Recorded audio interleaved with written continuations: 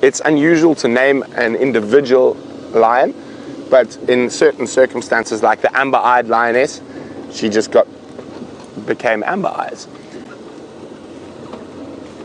I hear a branch breaking. Oh, they're elephants. Yes, I did. Hello, Ellie. Oh, nice young bull. Hello, mister. Nice bull, probably around 30. Not too relaxed, so I'm just going to keep a little bit of distance. He should relax in a few seconds. There we go. That's a good boy. And sometimes elephants are given names if there's a very distinguishing mark, or we've got a half-trunk Ellie, we've got a half-eared Ellie. Generally, only really big tuskers are given names. Okay, let's see if we can get a slightly better view of him. So now, he was a little bit unrelaxed, so I switched off my vehicle. Now I've started it. And just let him get used to the sound. Oh, he's going to come to us. That's better.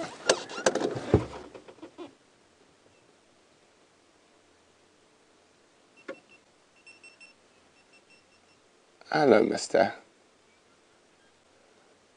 So, nice big Ellie bull.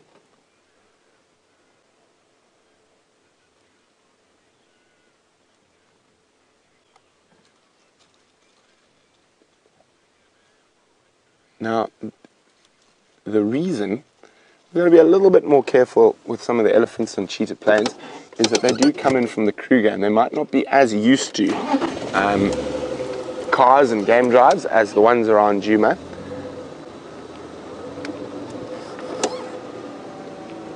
There we go. So he's moving off towards...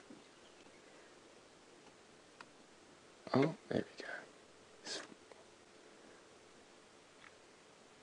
I can hear some more elephants in the distance. There might be a breeding herd.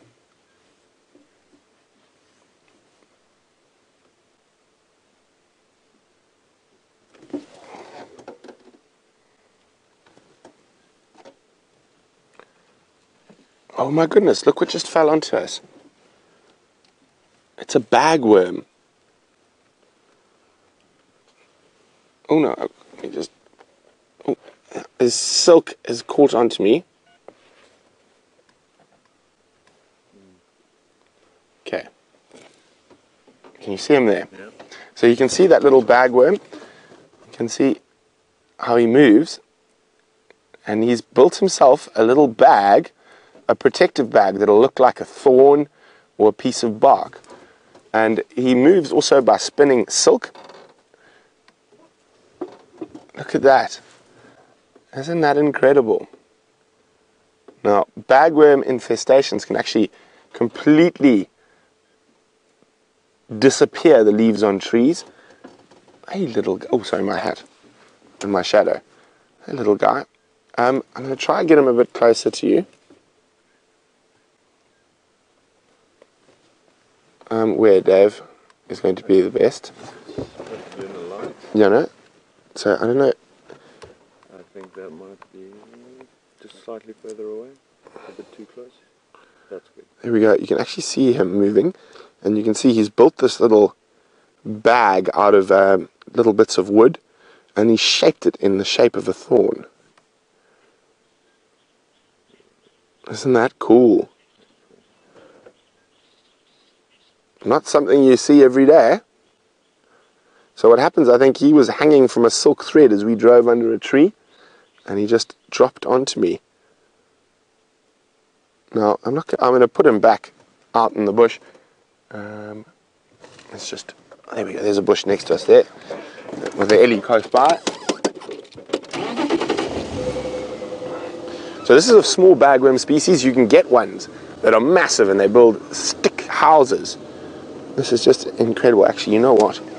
I'll put him down a little bit later. I want to get my macro lens out just now and take some photos of him. Okay, well, here's that Ellie bull. I'm going to see if we can get a little bit closer to him. But if he shows like he's not feeling too relaxed, then we will leave him be. But I've had the car running and been talking constantly, so A lot of those generally help to reassure that we're not a threat. And his body language is looking good so far.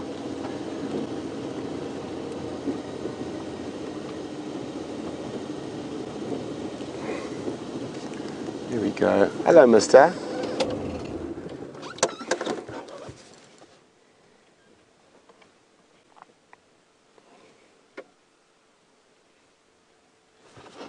Sorry, I just had to be on the radio quickly.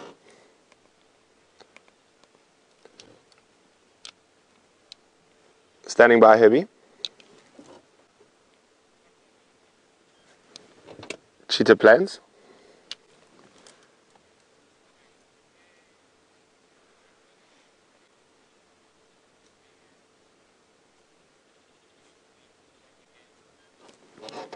Copy, thanks. I'll pass the message on. So that ostrich, that random single ostrich we saw on yesterday's sunset safari, Herbie has found again. So if Final Control would like to tell Adam that it's on Zoe's, heading west towards the Gowrie Gate. Okay, so we're coming up to our northern boundary here on Cheetah Plains, and I think he's going to disappear into the thickets. And we're going to leave him be. We're going to carry on. Yes, there's a zebra.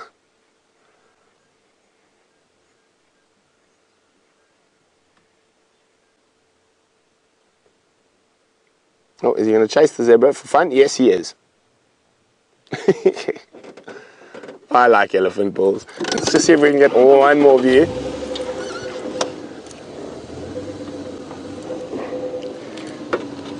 So a very interesting, good question from John is that if Kruger is open, oh, is he chasing impala now? Let's see if he chases the zebra again for fun. But this is as far as we can traverse, I'm afraid.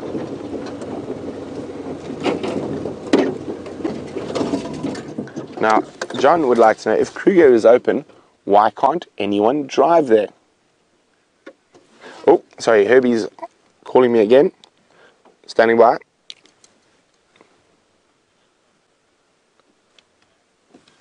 Copy, I'm coming.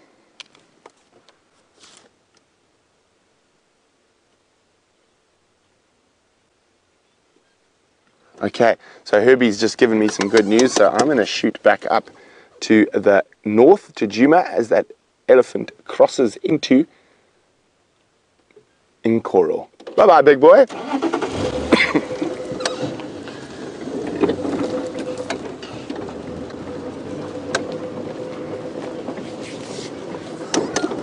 Okay, so while we shoot back towards Djuma, let's go see how Adam is doing.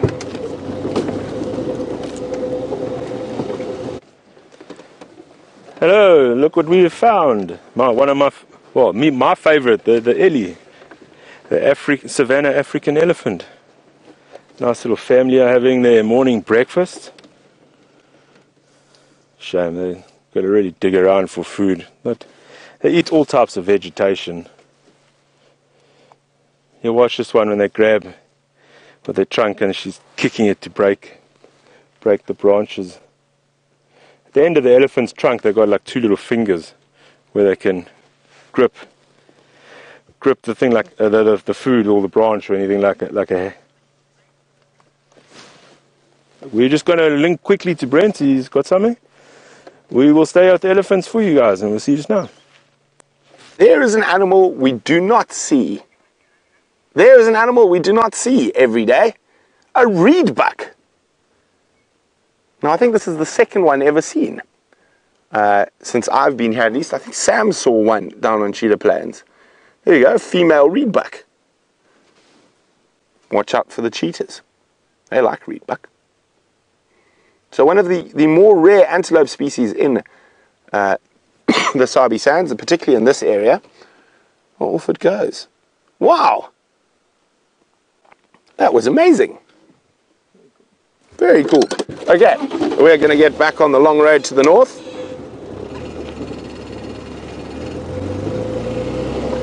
There we go. Cheetah Plains produced a species we don't often see. That could be a new mammal for a lot of you guys, if on your mammal lists. So while we rush back to the north, let's go and see how Adam is faring with the Ellies.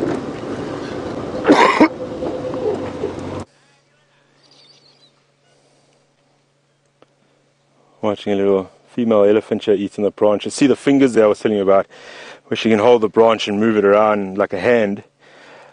Sometimes with some Ellies, where the end of their fingers, they touch and smell everything, very good sense of smell, and they sometimes get caught in snares, which is not a good thing, but there are lots that happens. There's lots of snares around. You got poachers coming into the reserves, and they lose the end of their fingers, well, the finger parts of their trunk. And I've watched where it was a couple of males that had lost the end of their trunk. And when they're eating on the grass, they use it like spaghetti. They just twirl it around, put it up against their foot, pull it out like that, and then grab it. And I've also read a story of a female that had lost her trunk right up to her mouth, so she had nothing. And the herd actually adjusted their eating habits and where they go, so they could go to an easier place for this female to eat. And she was surviving and growing. That was a few years ago. Obviously, I don't know what the outcome was, but she was doing well. Gently flapping the ears, cooling down. Skin is a lot thinner on the other side of the ears. And you'll see a big network of veins. So obviously, when they're very hot, they pump their blood around their ears. They're not too hot at the moment. They're just giving slight waves around.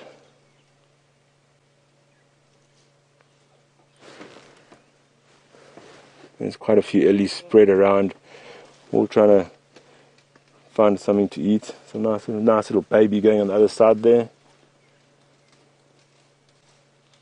Female's pregnant for about 22 months. Has generally one baby, but she can have twins. And she will successfully rear both of them, because the female has 2 mammary glands between her front legs, not at the back legs, between the front legs.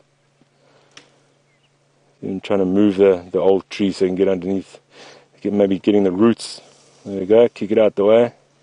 And push the sand out the way, get some roots. Obviously roots have a lot of nutrition inside them.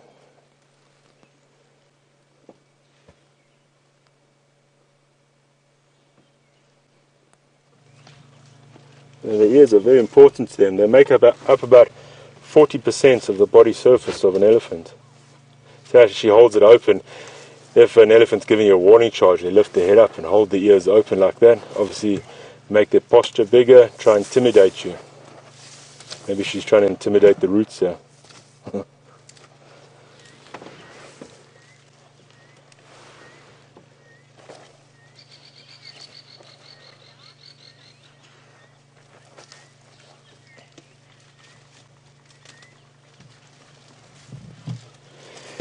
How that dark tranquility, asking about an elephant losing its trunk. The main thing I would say is snares, because obviously the way the poachers set them up, and the elephant gets there, they're touching and smelling, and they get it through, and then they panic and pull it, and it tightens up, and then they lose their trunk.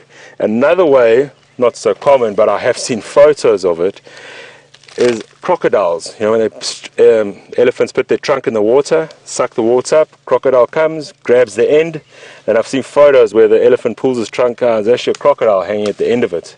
Sometimes they manage to get the trunk off, or sometimes the crocodile will just let go. But the most common would be a snare out in the bush from a poacher. That's what I'd say is the most common.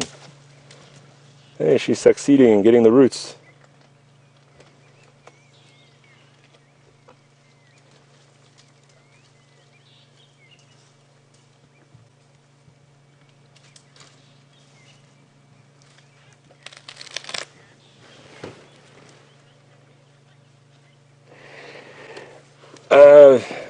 Question from Patricia: have I ever seen elephant twins? I think I have, because I'm not 100% sure, because I didn't see them get born, but I did witness a female with 2 little ones with exactly the same size and hanging around her, so I'm assuming they were twins down there in the Tlui Game Reserve. So I have what I think witnessed it. Oh, get down in there.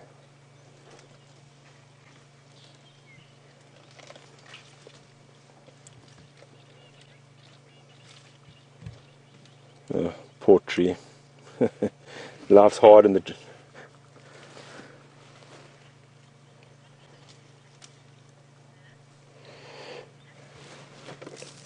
Hi there, Virginia and Kentucky. Asking about if I've seen an elephant give birth. I've just missed it. I've arrived there just after, well, I must have been an hour or so later than the elephant, because it was still white from the fluids after the birth, and it was, the baby was still doddering around. The other females were kind of holding it up, so I just missed it. Would have been awesome to see. One female blowing dust on her. Oh, it's definitely warming up a bit in the sun.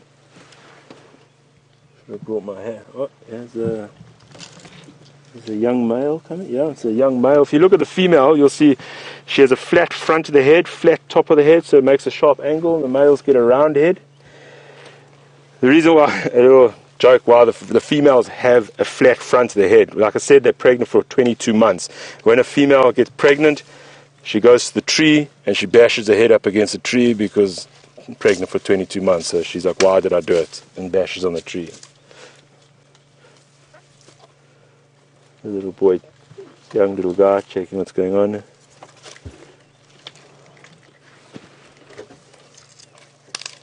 Obviously, once they come, oh no, he's going to steal her spoils. Little fork-tailed drongo, he's coming up on top of the branch here. Often you'll find the fork-tailed drongos, you see he's landed in the grass there, and he's flying back up to the branch. You'll find them following animals around, because as the animal's going through the grass, he's going to be disturbing the insects. Easy way of finding your food, so you just fly down and pick it up. So you hang around the big animals like that.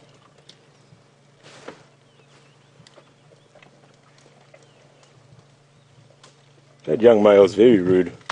Yep. Oh, I just heard another tree. Yep. Another angry.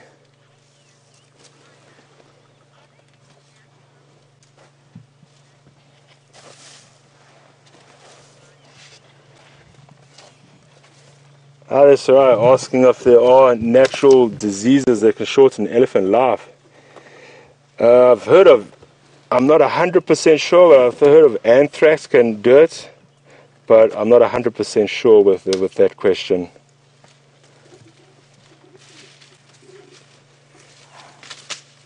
This young male wasn't very nice. He came in, this young female had the spots and she was having nice roots there, and this young male just came and took over. If you go behind the female now, she's facing away. If she brings the ears forward, you'll see the big network of veins behind her ears where the skin is a lot thinner.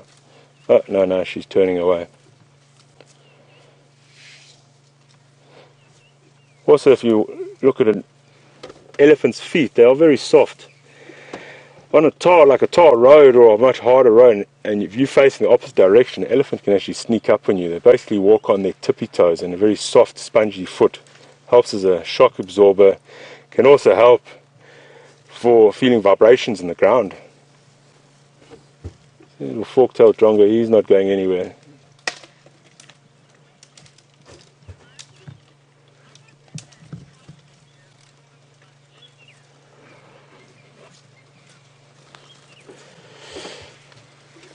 Michael asking about my another most memorable elephant sighting. That would be, I've experienced it twice. I don't know why, but there was a lot of families coming together. They all just started trumpeting and screaming and running out the bushes, and we estimate close to 300 elephants together. They all just ran out, joined each other, males just pouring out the bush, trumpeting, and they just went crashing through the bush and then just disappeared. I have no idea why they did it, but I have seen that twice, of about 300 plus elephants. So that was quite something to see, such huge numbers together.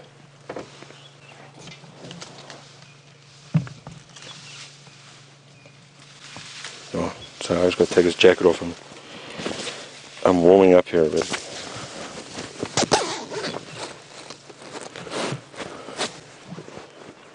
Getting a bit warm out here. Oh, there, the female's taking down another tree.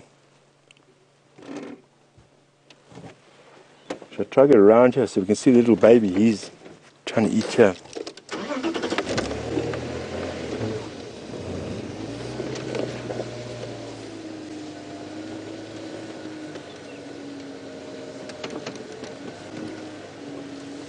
This little baby's trying to dig up roots here.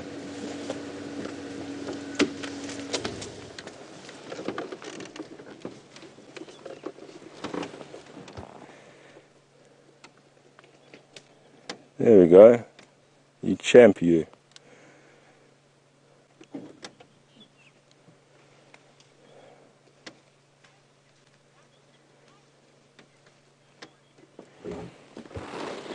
Justin asking how heavy a newborn calf is. It's about 120 kilograms. Newborn calf. So imagine with a female having twins, it's 240 kilograms. But females are big, they can handle that. There's a vehicle. Female having dust bath on the other side of this baby. All helps with parasites. They use dust and mud to help get rid of the parasites. Oh, the little one didn't like us.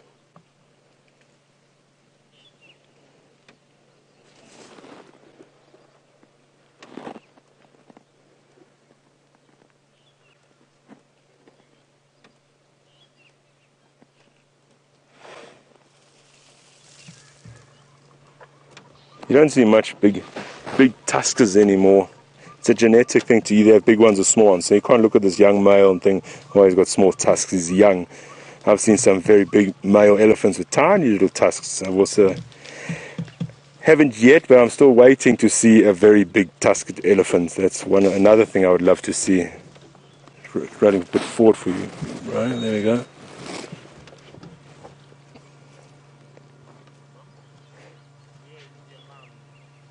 Got the most amazing brown eyes. I'm always trying to get a nice photo of it, but if you look close, they've got very long eyelashes, obviously to shield the eye from sun or mud or so. But the eyelashes get very long, so trying to get a good eye shot is always very hard. When an elephant's upset, his eyes are very open, but I'm more worried about driving than taking a photo then.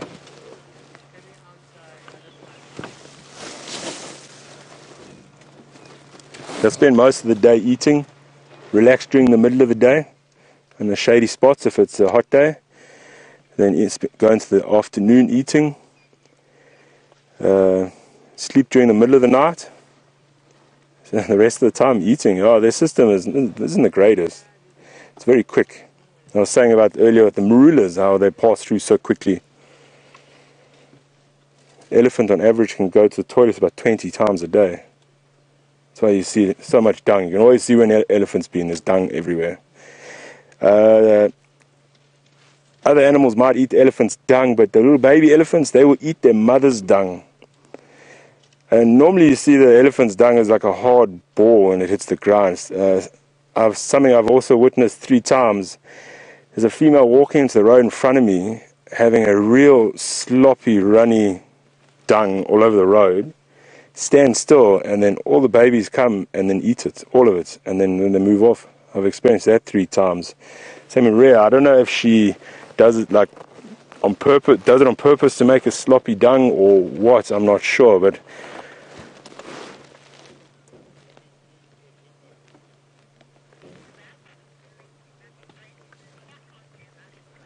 okay, we're going to cut back to Brent. Brian and I will stay with the Ellies for a bit, see how things go, and we'll maybe move on. Back to Brent. Okay, so we are doing, Darby, we're doing a bit of a safari. There's a very important reason for that, and I am, of course, being me, not going to tell you what. So I do need to move quite quickly, but I love having you on the back with me. So, John, I know I got very sidetracked, like I just did right now, but those are just hyena tracks.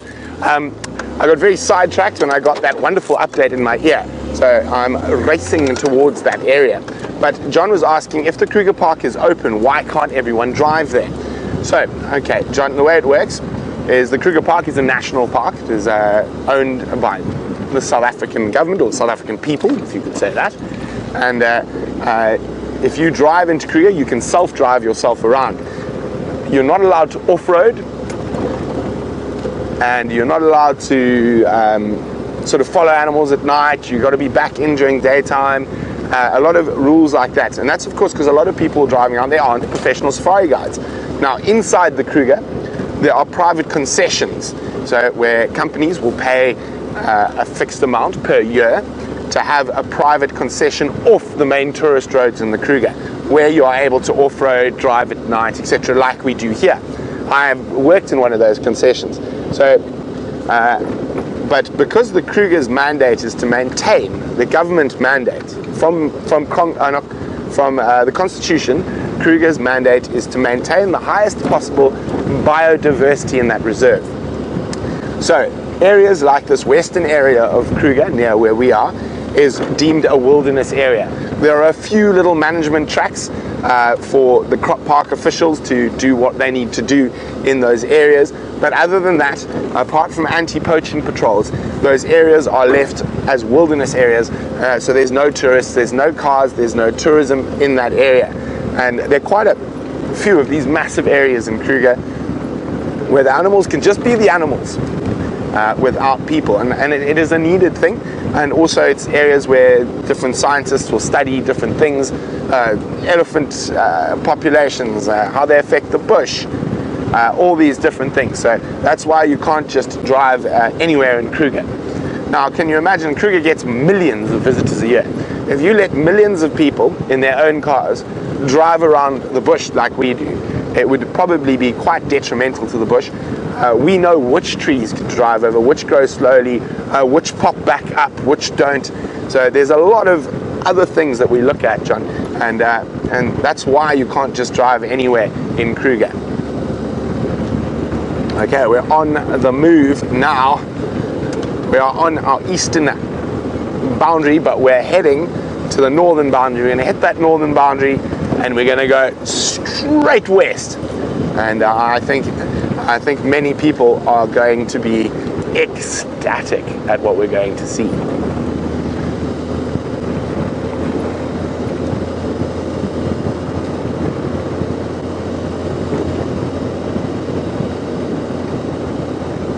So if we do fly past a hornbill like that, or past an impala which is coming up, you've just got to trust me. Where I'm going is worth it. And remember, if you'd like to have a gander, have a guess at where we're off to, hashtag Safari Live on Twitter, or email questions at WildEarthTV.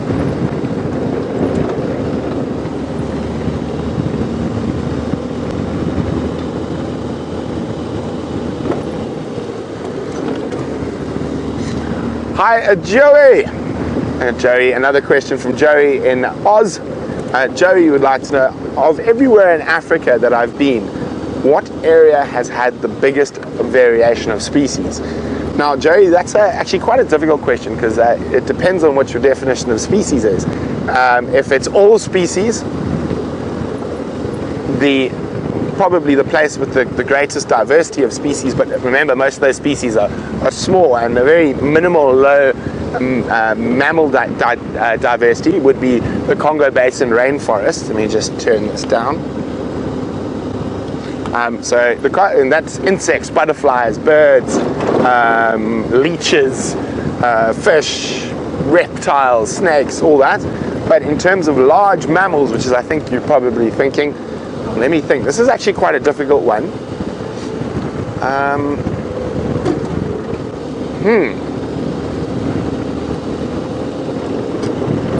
Probably. Oh, I'm going to have to think about this, Jay. So while I think about it, let's pop back across to Adam and a gorgeous baby Ellie.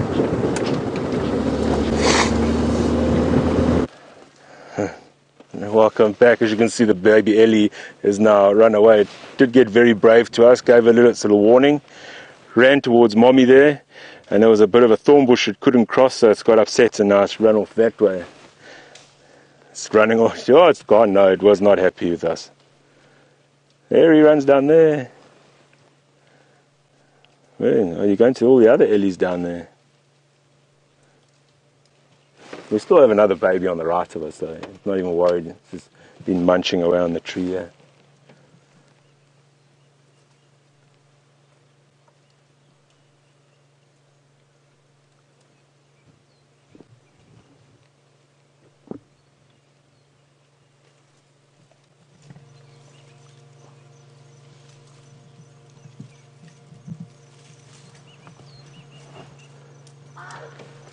can hear the little baby there. How they, well, I'm not too sure about it up in this area, but I know elephants' numbers increase quite a lot because there's very few deaths amongst the babies. And down by me, how they actually started sorting that out is they darted some of the females with contraceptive. So it puts them out of action for like 5 years to try to slow the breeding rate in. Because as you see around here especially, lots of pushed over trees and pushing over and eating the roots or ring barking the trees and eating all the bark around it. And then ends up damaging everything. And because we put fences around them, you force an elephant to stay in the area, so it becomes a problem when their numbers get quite great. I'm not too sure on numbers here or what the situation is, but I'm just talking from experience by my side. They do the contraceptive to slow it down. Come on, you can grab that branch. A young little male. Yeah, it's a young male. No, the young female that ran across the road in front of him, she was a lot more cheekier than this guy. I'll roll forward a bit here for you. Got a female taking out a bush here to get roots, and her youngsters joining her to come see if we can score a meal. See her using her feet to dig up the roots.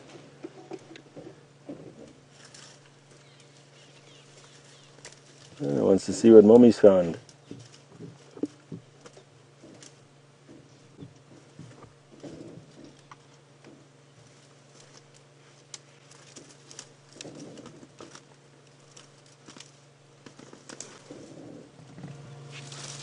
You know, the leader of a family is a female, not a male. It's a matriarchal system, which I'm sure the ladies like to hear.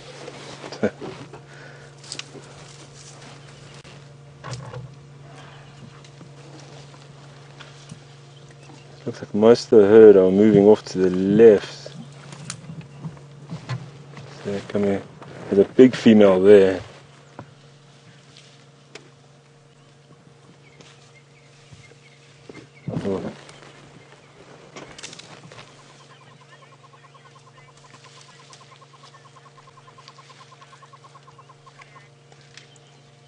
What's funny, something I was just talking to Brian about hello Sandy. Something funny things I've seen in the park. I was just talking to Brian about marulas and elephants. Elephants pass a lot of gas, so sometimes when you hear them farting a lot. And it was actually an elephant farting and marulas coming shooting out behind him while he was farting. It's just something I was talking about shortly. That was quite a laugh to see. Yeah, they make a lot of gas, being hindgut fermenters, so they produce a lot of gas.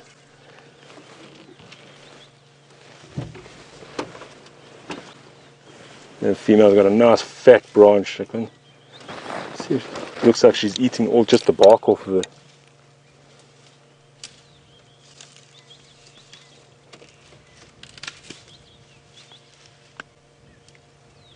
I think she's just eating the bark off the branch. I can't see if she's... Oh, the little baby's on the road in front of us. Oh, sorry, it's another baby. This one's still here.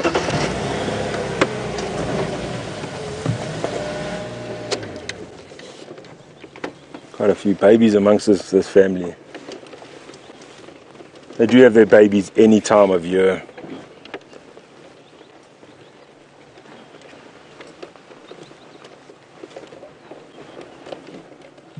I'm just going to go around to these guys, Brian.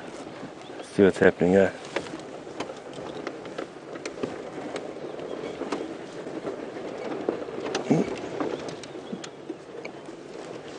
Sorry, little Ellie, don't mean to make you nervous.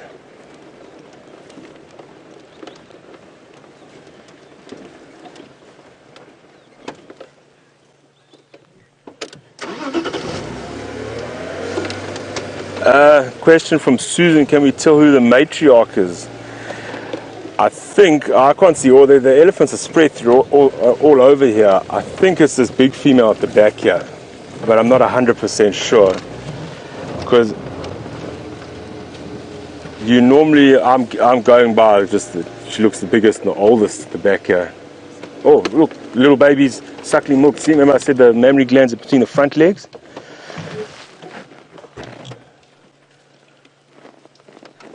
You got this one eating all the bark. Oh no, suckle milk again. There we go. Right there. That was that little female that came running across the road at us and then ran off into the bush having a tantrum. They obviously wanted some milk.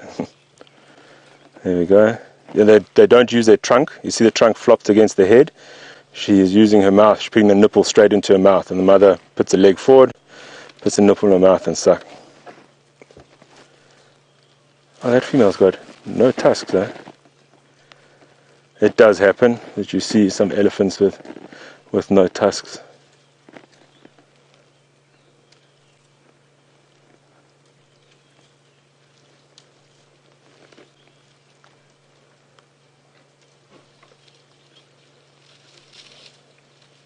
Well, that one, the big female at the back, is having a lovely time with that branch. Oh, it looks like she's peeling all the bark off it at the back.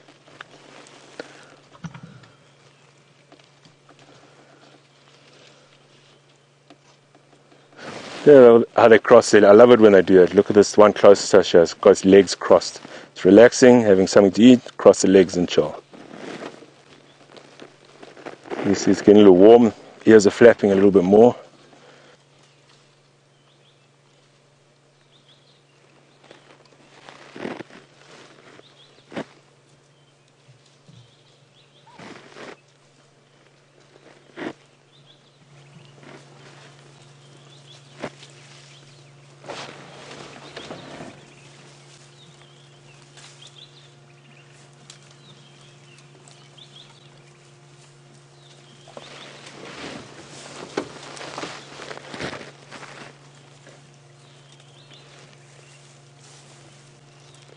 The intervals between having babies can be 3 to 4 years between each baby.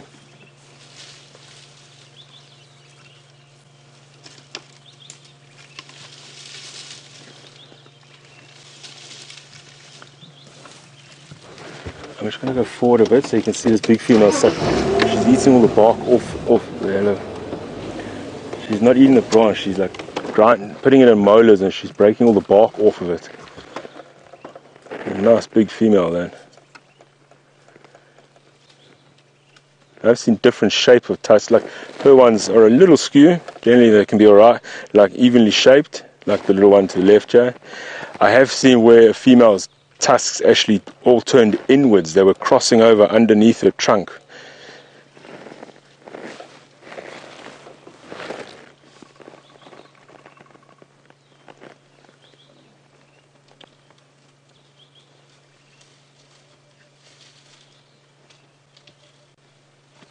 It waves the branch around like it's nothing. And this African elephant, like I was talking about, with the 2 fingers at the end. Indian elephant has 1 finger at the end of the trunk. And obviously Indian elephant has smaller ears. Yeah. But elephants need to have big ears. If you ever ask anyone what does an elephant look like, they'll say elephant has big ears and a trunk. Our elephants are much better than the Indian elephant.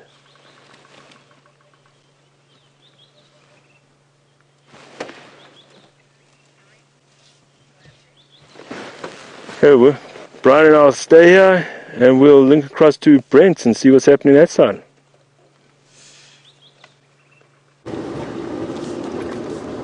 We're getting close. Oh, Dave. Sorry, that's all right. So we're getting very close, and I'm sure there's lots of speculation. Have I been racing for my favorite animal, the African wild dog? Now, there were wild dog tracks in this area, but it's not a wild dog. How was I racing for? To see if my dreams were fulfilled. Were my dreams fulfilled? I don't know. I can't tell you just yet. What do you think, Dave? We'll have to wait and see, exactly. So we are getting quite close now. So you're going to be able to enjoy the moment of discovery with us as we go into the sighting and see what creature it could be. And I see the cars, so I now know we are very close. It's very exciting.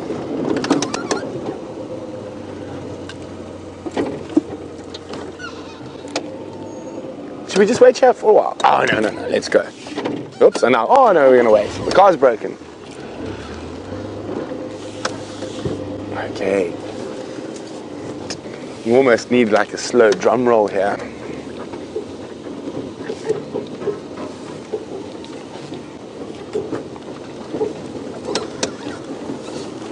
Dun, dun. I haven't spotted it yet, but I do know what it is, so I have an unfair advantage.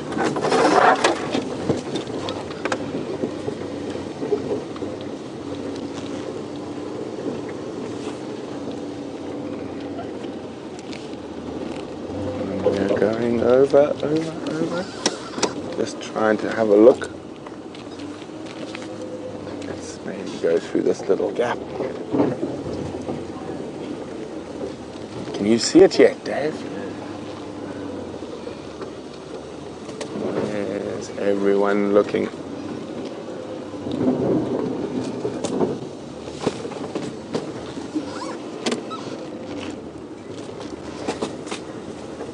So we've got lion cubs, cheetah, ostrich. Oh, whoopsie. Attack. Okay.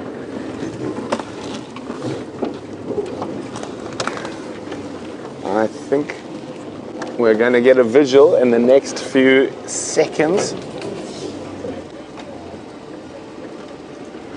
Have you spotted it, Dave? I know what it is. It is a leopard, but which leopard is it? Ah, it's a leopard. But who could it be?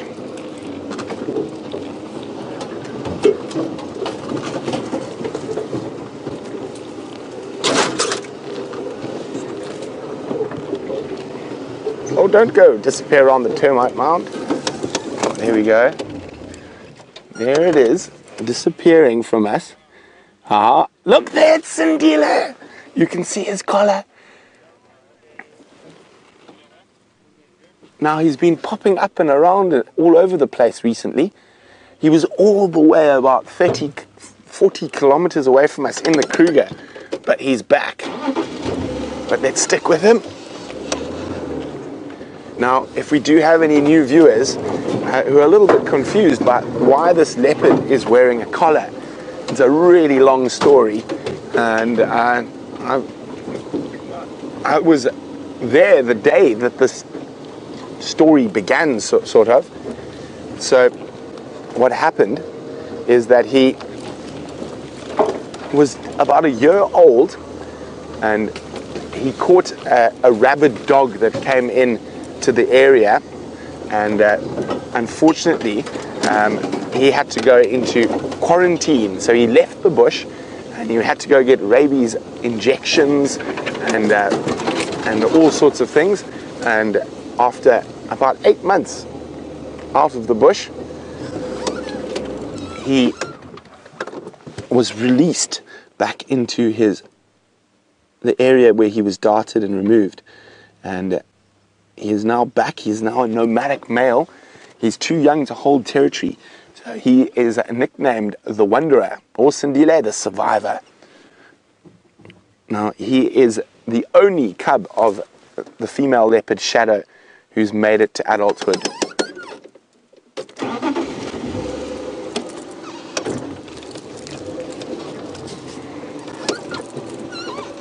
And he's doing a good job of wandering around these thickets at the moment. I wonder why. And maybe he's on the prowl for something. Oh, quickly, before we go past beautiful little Coqui Franklins. Look at that. Hiding from us. But, well, let's get back to young Sindile. But always nice to notice the small things that are around us as well. Where did he disappear to?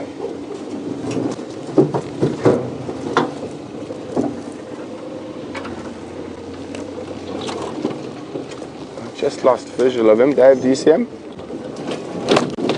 Oh, that was close. There he is.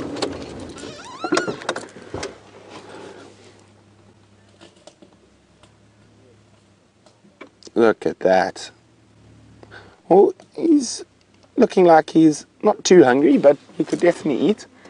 And I just noticed he's got a kill in a tree. Isn't that awesome? Let's just go a bit closer.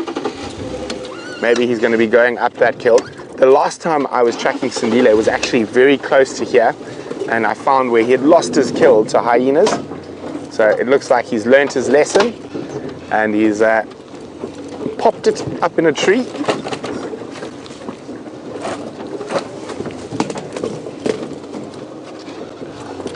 Okay, so it looks like he's lying down now. It looks like a little steenbok that he's caught.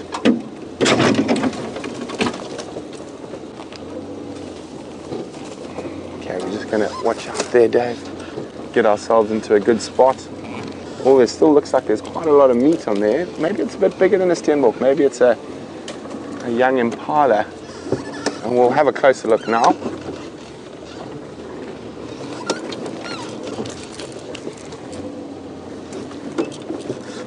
Hello, big boy. You've grown so much. There he is.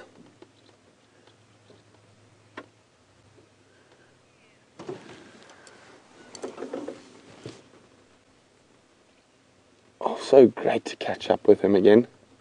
He is looking magnificent. He had a lovely golden hue on his coat. But it's one of these fancy new ones that after, when the battery starts getting very low, it pops off all by itself. And then it sends a GPS signal so the scientists who put that collar on can come collect it and get all that data.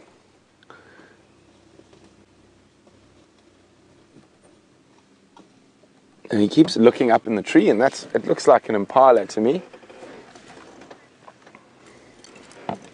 There we go. Looks like an impala, maybe one of last year's babies, or even an adult female now that I'm a bit closer. And as James Richard says, all that suspense was totally worth it to see young Sindile, aka the survivor, aka the wanderer.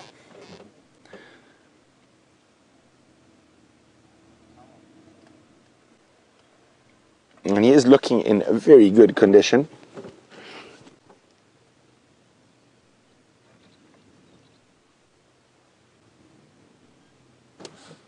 He's just got to watch out in this area for Mr. Tingana.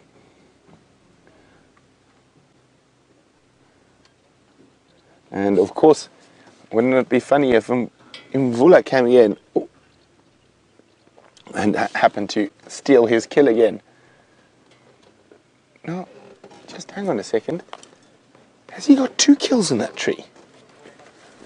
Just give me a second, I've just only noticed. Or is it just another piece of the kill?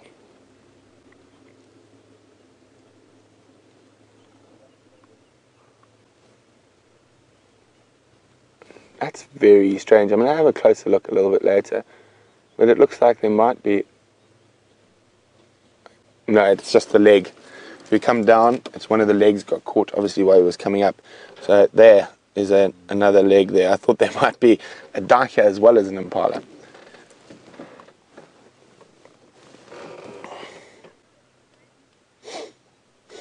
Now, the only reason I thought that is because young Quarantine was seen on Torchwood with an impala and a duiker in a tree. So what happens, he caught the impala first, and then a duiker happened to wander close to him, so he pounced.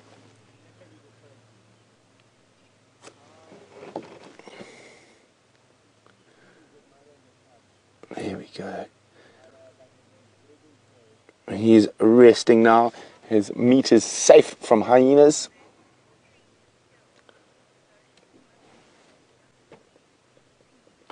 Tiggy, yes, Sindile seems to have learned the hard lesson about treeing your kills, even though his mother is probably one of the worst leopards at hoisting her kills in our area. But so wonderful to catch up with him and to see him in such good condition. I know he's a favorite of a lot of our viewers out there, and such a wonderful story. I mean, a lot of us didn't think he'd ever come back to the wild, but here he is, wild and free in the African bush again.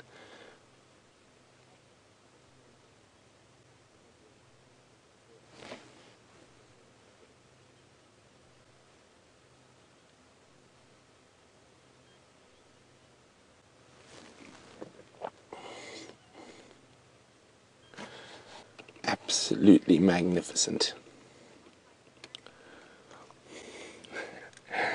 Anna Marie says his face looks a lot like Anderson's. Oh, Anna Marie, it's very, very difficult to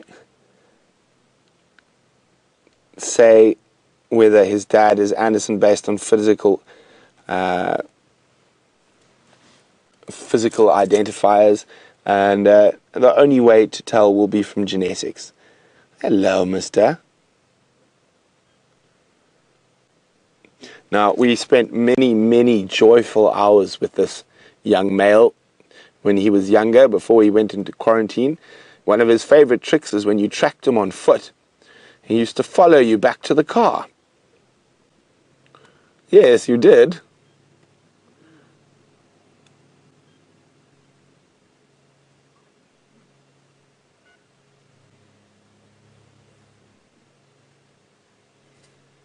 And he's looking quite content. Impala in the tree, a bit of shade. Now, the one thing that might be a little problem for him is the particular tree he's chosen to put that Impala in. We don't know whether he had to do it under pressure, if there were hyenas around when he did it, but it is very open, and there's a very strong possibility that a vulture might be able to spot that. So he might have a hard time keeping the vultures at bay. And with all the lion kills that are happening at the moment, we do have a lot of vultures in this area.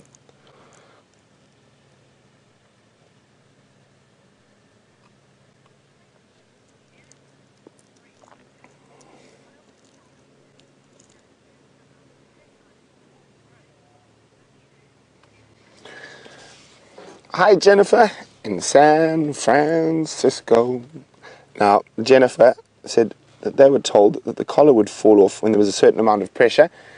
Yes, so it's either pressure or battery. So if the battery gets too low, and that release mechanism might not work, so if the battery gets to a certain point, it will automatically trigger the release mechanism, or when the collar gets too tight.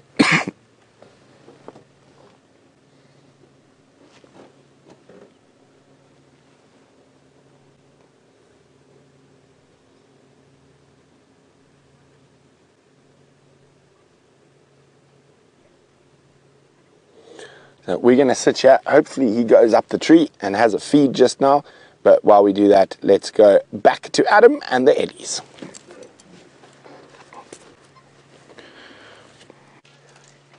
Welcome back to the Ellies, who are still doing what they're doing best, eating.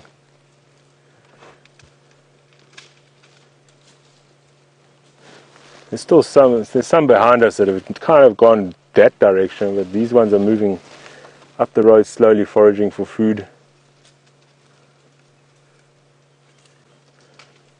We were just talking about all the destruction around here. As you can just see everything broken. Because, oh,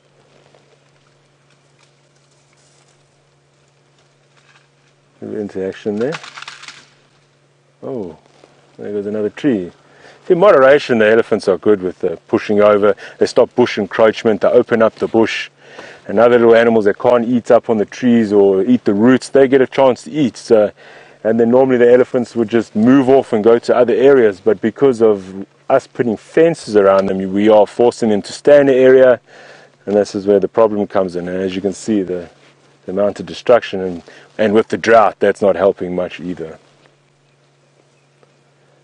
Compared to here and where I come from down in Zululand, there's still plenty food of everything, so the animals are eating all sorts. Where I know that a lot of here is going on to eating on the trees, the bark and the roots, and that's where a lot of destruction. There's more destruction here than compared to down by where I come from, that side, where there's green grass, there's a lot of green shrubbery, so they still got a big variety of food they can eat on.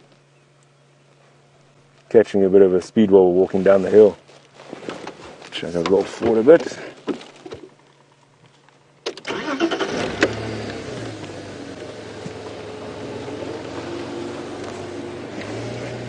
I don't want me to.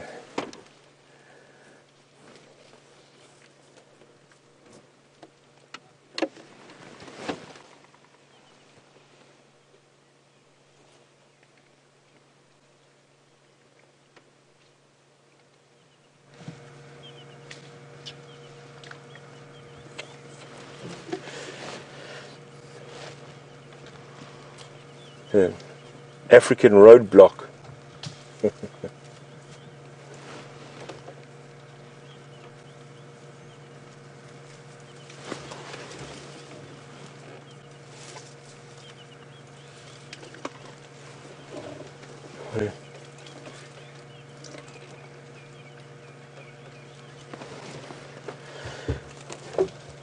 The tiger asking how old these elephants are. There's a whole variety. I think there's one female at the back there and must be around towards 50, 60 years, somewhere around there. And then you've got some little juniors, I'd say, a couple of years running. Well, they were here. They've gone around. This one in front of us is female, maybe up to around in the 20s, early 30s, somewhere around there. So there's a whole variety of ages. I just heard something rumbling on the side on the right.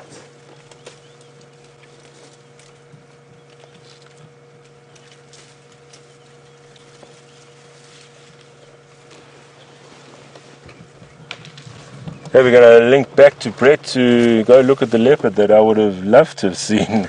Enjoy.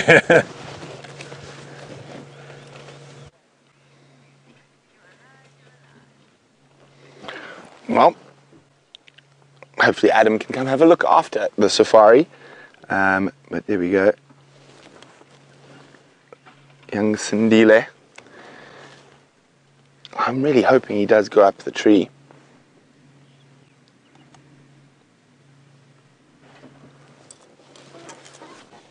Just look how those colours merge with the dry winter bushveld around.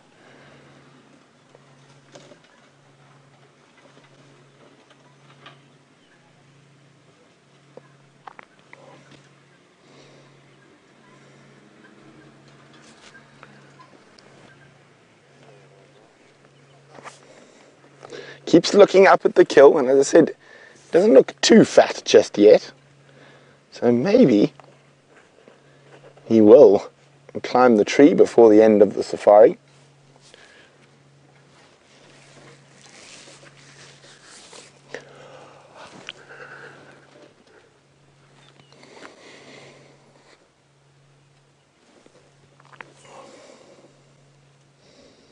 Now, it's difficult to judge when that collar might pop off, but looking, I'd say, purely on a size basis, probably in the next 3 months. But I've got a feeling the battery will probably run out before then. So it's one of those strange ones, and I've had quite a lot of dealings with collars and things like that, and doing predator research in other parts of Africa. And it is a very funny one. You never quite know. Sometimes the batteries last 3 years. Normally, they're supposed to last about 18 months, but they normally don't last nearly as long as that. And it also depends on the type of collar. So you've got different types of collars. You've got radio collars that work off telemetry, that ping. And then this is now, this has both. So this has got radio telemetry as well as satellite GPS. So that top one will ping a satellite, and that'll let the Gerry, who's the scientist who's doing the research on male dispersal patterns, will let him know exactly where he is. And judging from those pings, you can actually work out when he's on a kill, because he'll be in one area for a couple of days, and it's quite difficult to see direct movement because obviously it doesn't ping all the time. Normally they ping, I think, twice a day, but as the battery gets a little bit older, they'll generally only ping once a day, sometimes even once a week. Now, Anne in Durban, hi Anne, always great to have you with us, Anne. Anne says, isn't it amazing that his removal from the Sabi Sands could possibly have aided in his survival.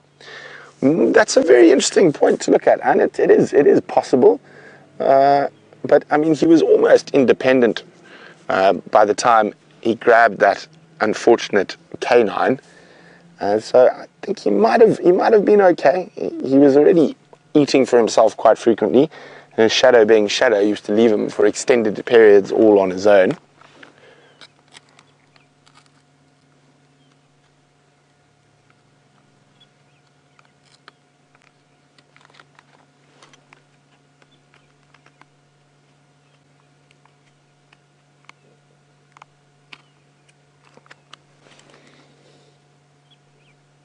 So even though his eyes are closed and he's sneezing, watch his ears. They're still on the move.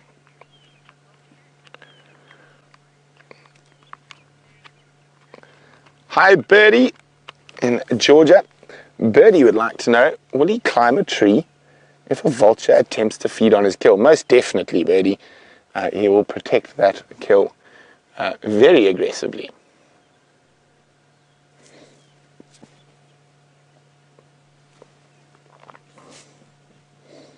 Now, come on, boy. It's time to go have a snack.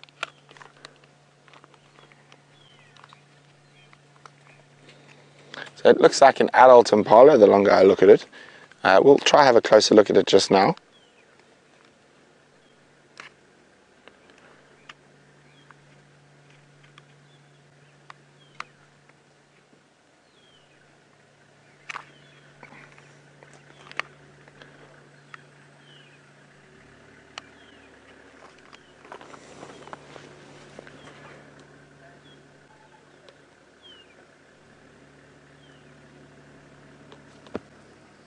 Is this just special? Sitting quietly next to young Sindile.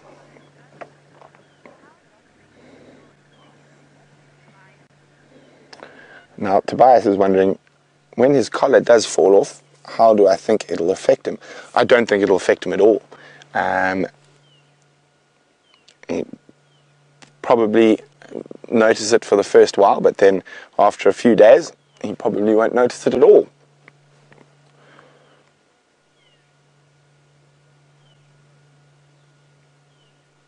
Look at that head getting heavy.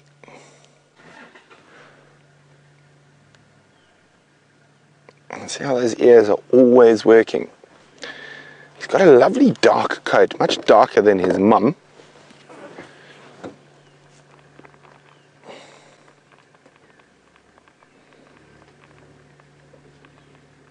He is going to be a magnificent male when he gets to his prime. Now, let's go from some spots to some stripes with Adam.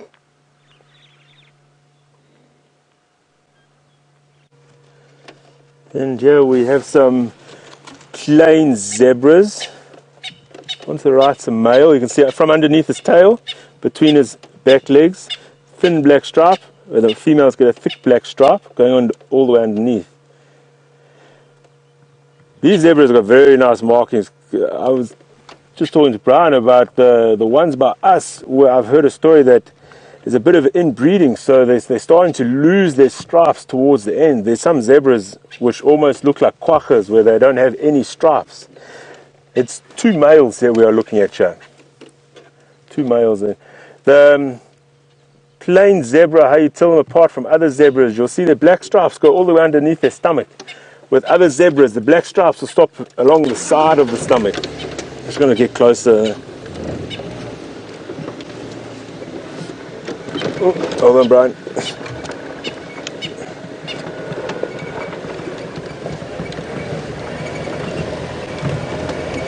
I think about, look, is there water at the dam? Because I think they're obviously coming for some water.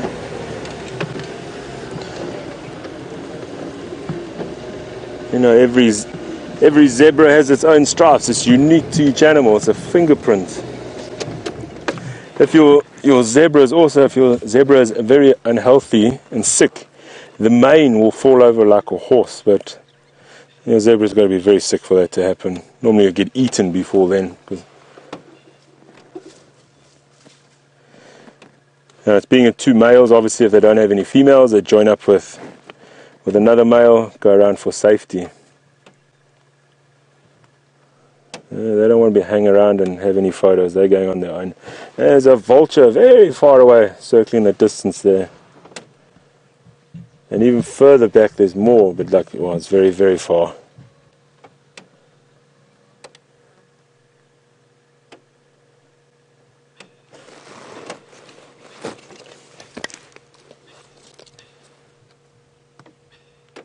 Let's see.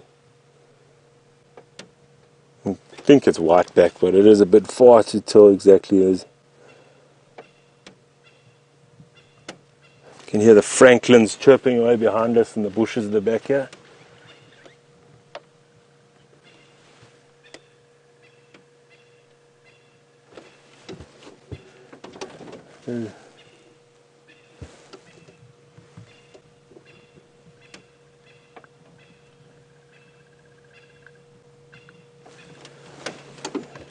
There's hippo tracks there, but not very.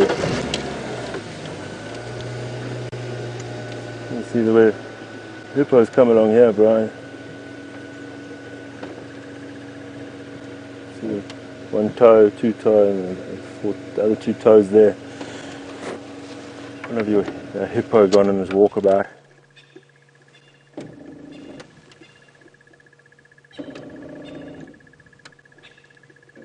I'm going to head on back this way, see where the zebras are going, which direction they're going.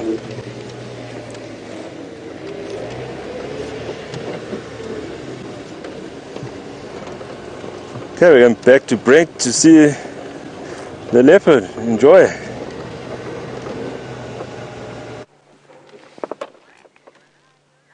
So we've changed our position slightly, and of course now he turns his head the other way. What has he heard? He's looking back behind him. There we go, back through the gap. That's where we want him to look, straight at us. Oh, pretty boy. Now he's eyeing his carcass. We are hoping that he will maybe take a leap up the tree.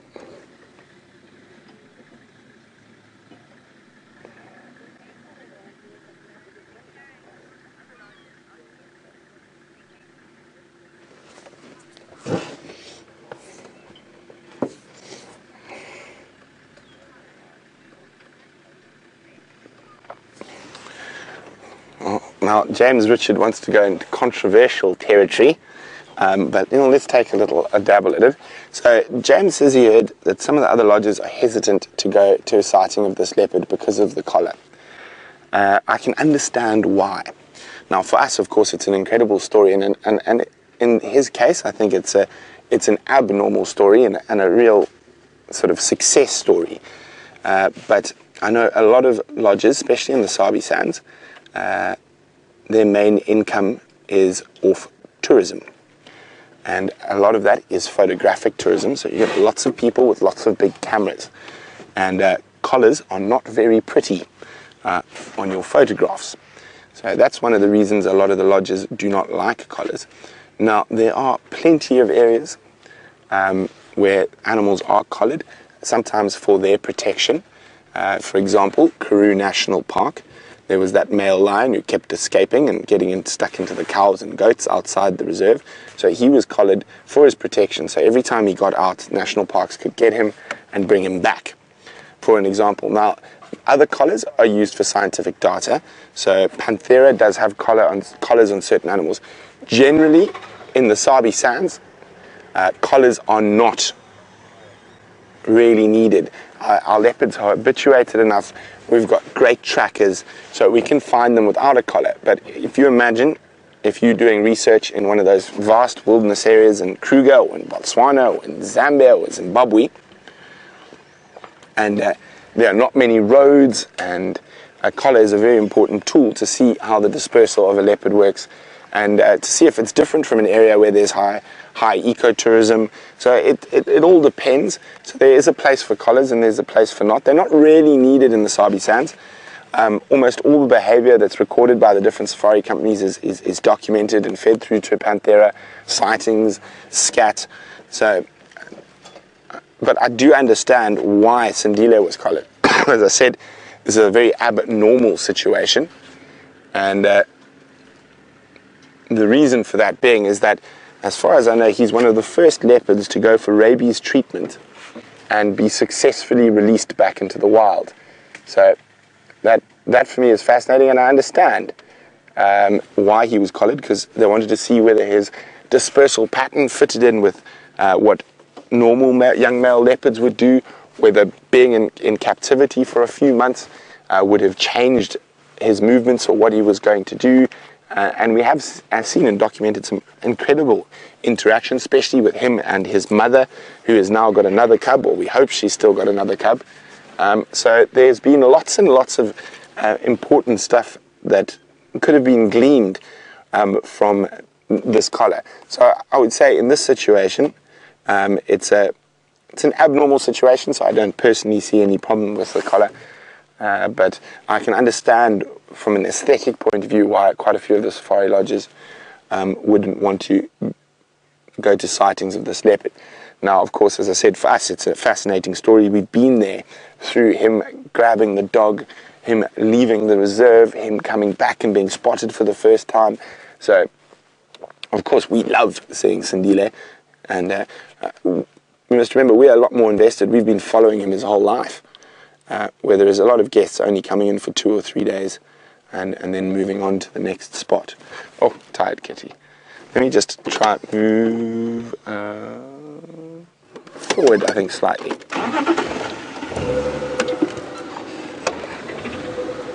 How's that, Dave? Is that the spot?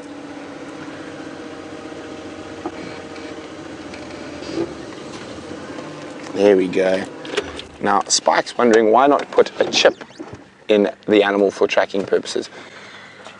The range on the chips is very, very low. You cannot feed it through to satellite generally, especially if he goes into a drainage line.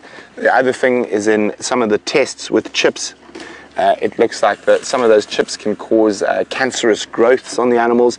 So the technology for chips probably hasn't quite evolved enough for the use on tracking wildlife yet. But possibly in the near future, maybe with technological developments, an under-skin chip would be a better option. But for now, for the least effect on an animal, and also you must remember a chip is an invasive procedure. You've got to cut open the animal, you've got to break the skin, you have to insert the chip, you have to then stitch the animal back up, and then when that chip runs out, you've got to then re-dart the animal, cut it open again, take the chip out. Whereas with a collar like this, he only needs to be darted when the collar is put on, and the collar will get off by itself. So as I said, there's two ways that collar will snap off. One, there's a pressure sensor. When his neck gets too big, that collar will immediately pop off. Secondly, if the battery starts getting low, the collar will pop off to ensure that there's enough battery to activate that magnetic mechanism that ensures that the collar will not stay on him while he gets too big for it.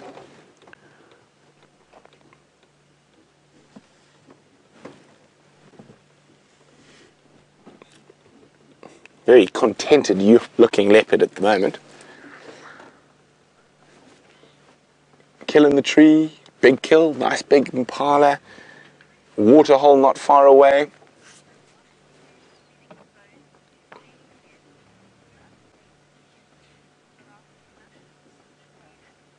So David's wondering what type of vehicles has Sindile been exposed to over the last few months. So David,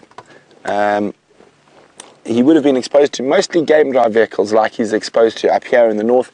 The majority of the time he has stayed within the Sabi Sands, or he has been into the wilderness areas in Kruger where there are no other vehicles. Now, the only time he might have been exposed to normal vehicles, but one must remember where he was left by shadow was often on Gowrie Main, so he was often surrounded by commercial vehicles, transfer vehicles, so he has a particular sort of nonchalance against all types of vehicles.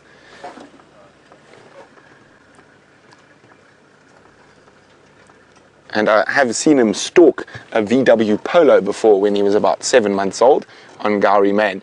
So since he's come back, the only time he might have been exposed to those types of vehicles was in his short trip to Skukuza in the Kruger National Park.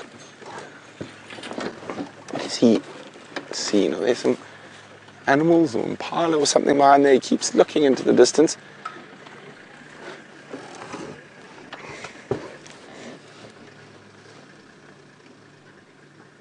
Okay, well, we're going to sit chat, see what he gets up to. While we do that, and it is so exciting to catch up with him again, let's go see where Adam is exploring.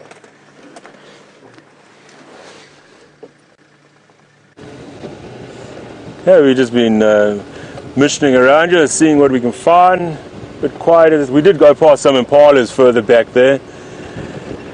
Some more. Oh, there's 1, 2, 3, 4, 5 vultures starting to take off and fly. There's 6 vultures all coming out there, starting to ride the warm thermals, going higher. 1, 2, 3, 4, 5, 6, 7 vultures now. They're all coming out, riding the warm thermals, carry them higher. See which can make out which ones it is. Look like majority whiteback vultures.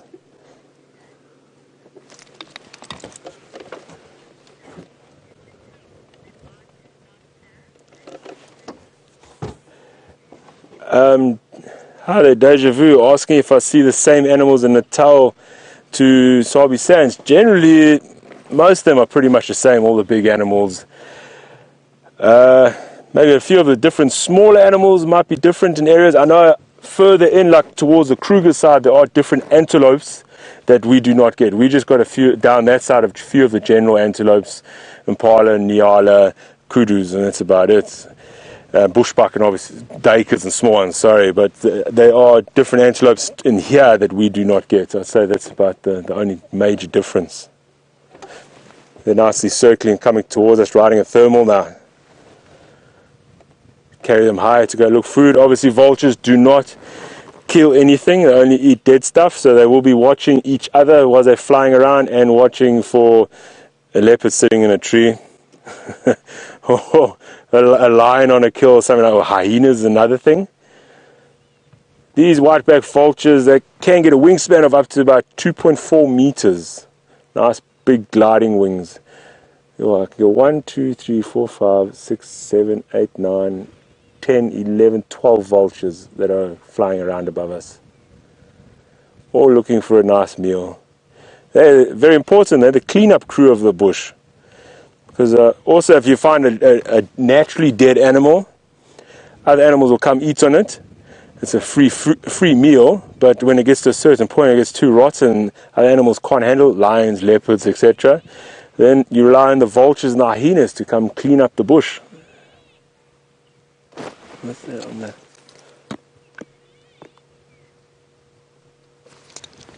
Oh, the thermal's gone, they're moving on to go find another thermal. There's some very, very high above us going all over around. The whiteback vulture, if they arrive at a kill and the animal says died naturally, they have to go through whatever holes that are there. They eat the soft, fleshy bits. We have a bigger vulture called a leopard-faced vulture, has the biggest bill out of all raptors. They've cut open animal hide.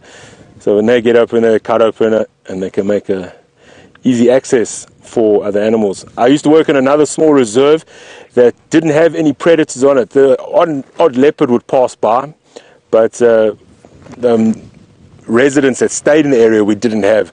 So if we find a dead animal, we wouldn't want it lying around. We would actually drag it out, and we had an area we call the Vultures restaurant, a nice open area so with the vultures flying around they can see it. And I'd seen where we'd take an impala, full carcass, you gut it, cut it down the middle so these guys can get in there. By the afternoon when you come back there, it's cleaned up.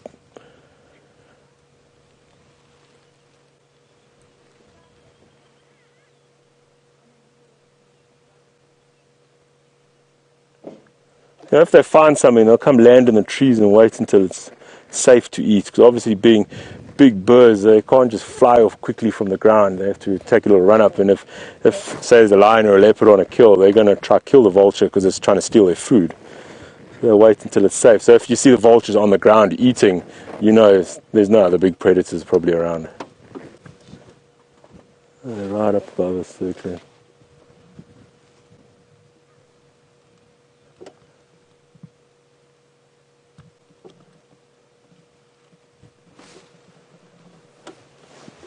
I think I want to go take a left down here. Go for it. Take a left and see what we can find.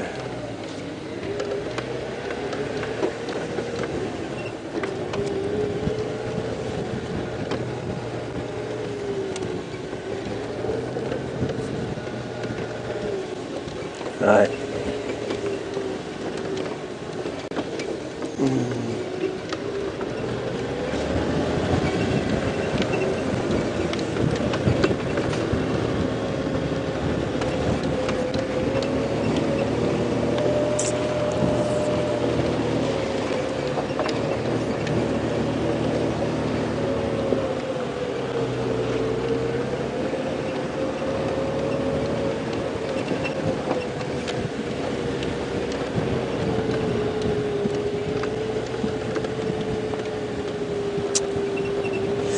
Okay guys, it's been fun having you. I hope you enjoyed me.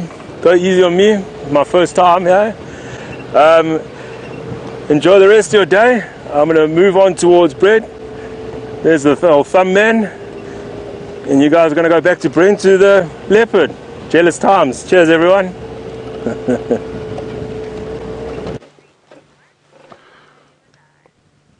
Here he is. He hasn't moved much. He's probably going to move shortly. As you can see, the shade is receding from where he is sleeping.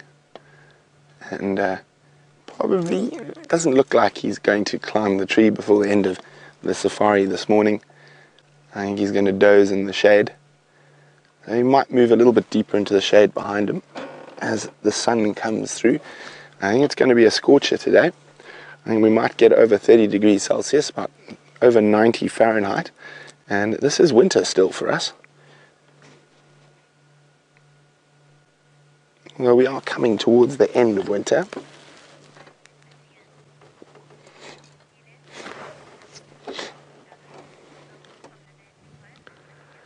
Hi Bill, who's from the nursing home in Michigan. Bill is wondering, will Sindile share his kill with his mother? Probably not now.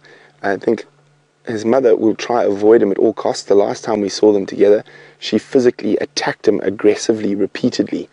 And she has had another cub. We're not sure whether she's lost that cub or not yet, because she was seen mating with Tingana not so long ago. But she did the same thing when he was about the same age, just under a year. And she seems to have some very strange behavior when it comes to cubs. But it's very, very unlikely that he would share this kill with his mother at the moment, or mostly because if his mother caught wind of him, she would try to avoid him at all costs.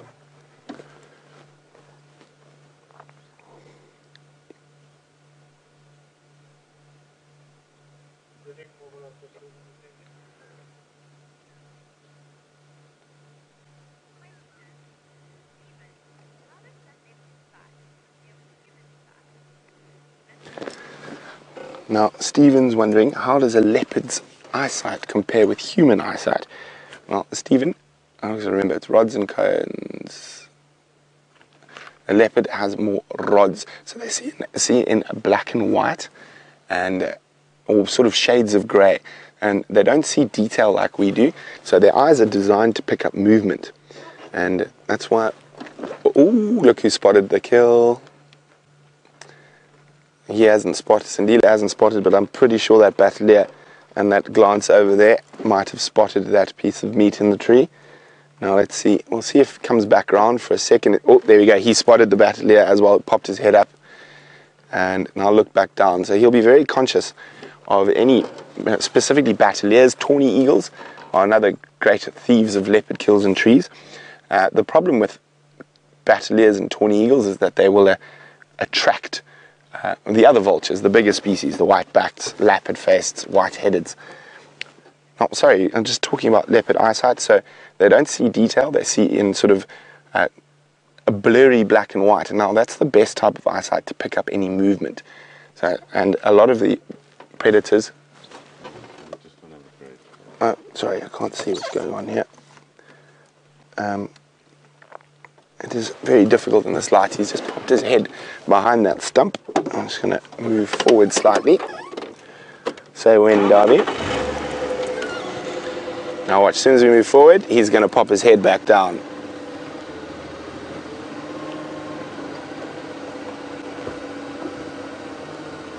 There we go. Okay, so that's the best type of eyesight to pick up movement. Lion, leopard all have quite similar eyesight like that. And they don't really need to see colour. They're not fruit eaters, and if it moves, the general rule is you can eat it. So, and the eyesight's very, very different from primate or human eyesight.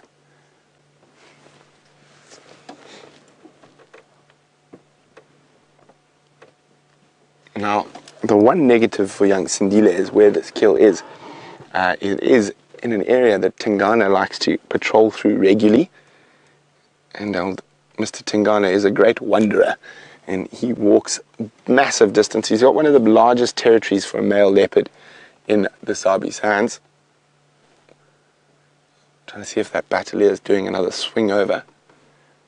Now, Bateleurs are one of the first birds to spot kills, generally before the vultures. There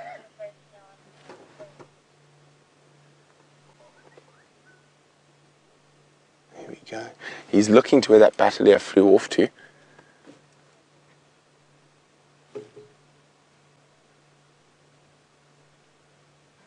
No, but I think he might have got lucky. I think that Bateleur might have missed it.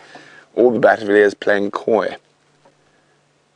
Wait for him to put his head down flat before sneaking in. But it has been an absolutely wonderful sunrise safari. Unfortunately, my dreams did not come true, and I didn't find any cheetah, even though I dreamed of cheetah last night. But I definitely will take young Sindile as a more than adequate supplement. So great to catch up with him, so great to see him looking so well. And I hope you guys enjoyed your time with Adam as well. And we'll let Adam come have a look at the leopard after drive. But I think young Sindile is going to snooze for the next little while. So while he snoozes, we're going to leave him be. We'll definitely be back here on the sunset safari to keep up with what's going on. Hopefully he doesn't lose his kill to vultures or other leopards. But from a dangerous Dave, myself, and the rest of the Safari Live team, and of course, young Sindile, we bid you a fond adieu until this afternoon.